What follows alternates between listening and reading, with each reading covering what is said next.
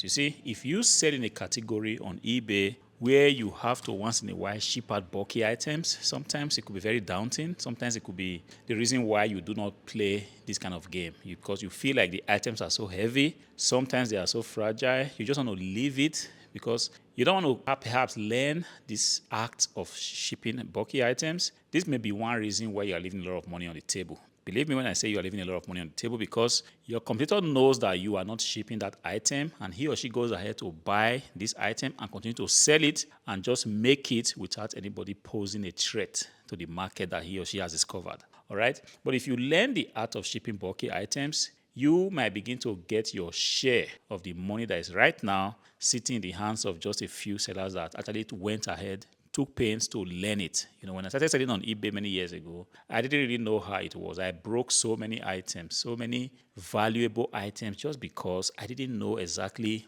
what I needed to do to ship out bulky items. I'm talking about bulky and fragile items, actually. There are some bulky items that are not so fragile, but there are some bulky items, fragile items like computers, laptops, complete PCs. Right now, I'm sending out a complete PC. It's a PC that has a monitor, a PC itself, keyboard, and the cables. The cables are not so fragile, but the monitor itself, if anything were to go wrong, I would lose perhaps 120 euros on the monitor alone. And if anything goes wrong, really, really wrong, then I'm going to lose a lot of money on the computer. So there's every need for me to just be careful how I pack them and how I send them off. And if you learn this thing, believe me, you're going to thank yourself later.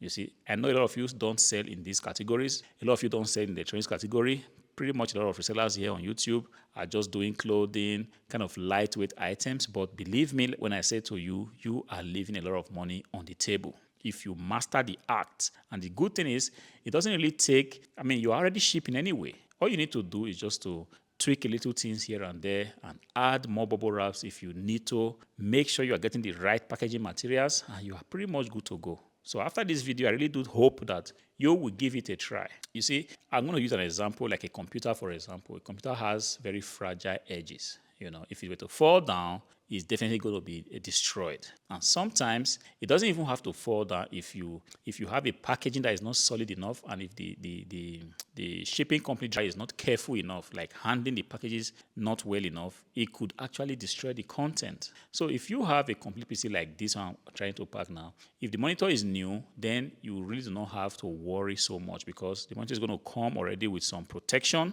which you just need to capitalize on. But if the monitor you are packing in this case doesn't have any protection, like it's not new, it's a used monitor, and you have to do the packaging from scratch, there's one tip I have to give to you. If you find a bubble wrap, make sure you use as much bubble wraps as you can possibly can. See, the problem lies in the fact that there are so many bubble wraps in the market. I'm going to be doing a separate videos comparing different qualities of bubble wraps. Problem is I need to buy the different shitty qualities, which I really do not want to buy, but just to show you that, look, there are different qualities of bubble wraps in the market. If you sell fragile items, if you want to be foolish, you will try to cut corners in the packaging materials you are using. The best thing you can do for yourself, as not to be penny wise and foolish, just to ensure that if you sell fragile items, tell yourself, look, I'm going to use the best packaging materials as possible, and I'm going to factor the price or the cost of shipping in the price of the item. So there's no issue like you're going to be selling items and be losing on shipping. Shipping itself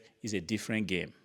If I have to ship you a monitor, I have to be sure that I'm going to pack it properly. And in doing that, I have to pass a fraction of the cost to you as a buyer. This is just what it is. And if a seller out there on eBay is not doing that, you are doing it wrong. You are playing the cheap game. And this is the reason why sometimes you see items being sold for so cheap, and then the buyer receives the item, the quality is so bad because the seller wants to cut corners. If you sell in the electronics category, forget the fact that you can actually ship items for cheap. You need to use the best shipping companies that you can, the best shipping service, the best packaging materials. These are the things that you just need to settle with yourself from the beginning. I would not encourage you to begin to recycle cartons, for example. I won't encourage you to begin to recycle bubble wraps. Just go ahead, buy everything new. In this way, you can actually do a decent job shipping the item. All right. So if you want to ship a monitor, you don't have the original packaging, there's no problem. It's still doable. So the only thing you have to do in this case is just to make sure that you are using a ton of bubble wraps. Wrap the item one time, wrap it a second time, wrap it a third time if it's necessary. And on the edges, like if you wrap the PC, I'm just demonstrating this now. I'm going to do a separate video to actually describe step by step how you will do it. All right. But then at the edges of the PC, make sure you twist the bubble wrap so that they form a kind of protection to the front of the PC and as well as to the back of the PC. It doesn't matter if it's also a monitor, just make sure that the edges of the item, monitor, laptop, PC, is extra protected with the bubble wraps. In this way, if it were to fall down, because when an item like a monitor falls down, the very first point that you notice that this item has fallen is on the edges. And if the impact of the fall is so great, then the screen is broken.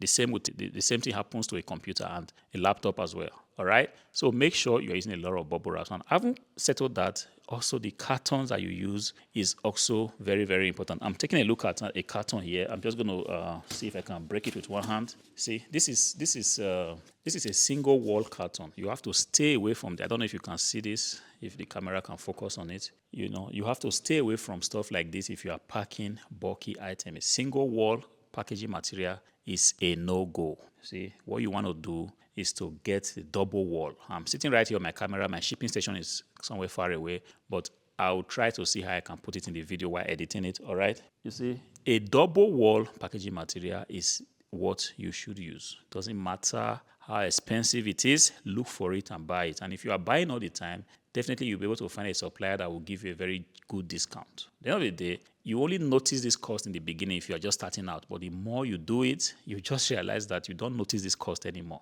because you realize that your competitors are also doing the same. If you want to assemble the computer, just make sure it's not going to be on packaging. All right. So if you have these two combinations, which is a very good bubble wrap and a very good carton, the next thing you need to actually have at your disposal is a packaging paper.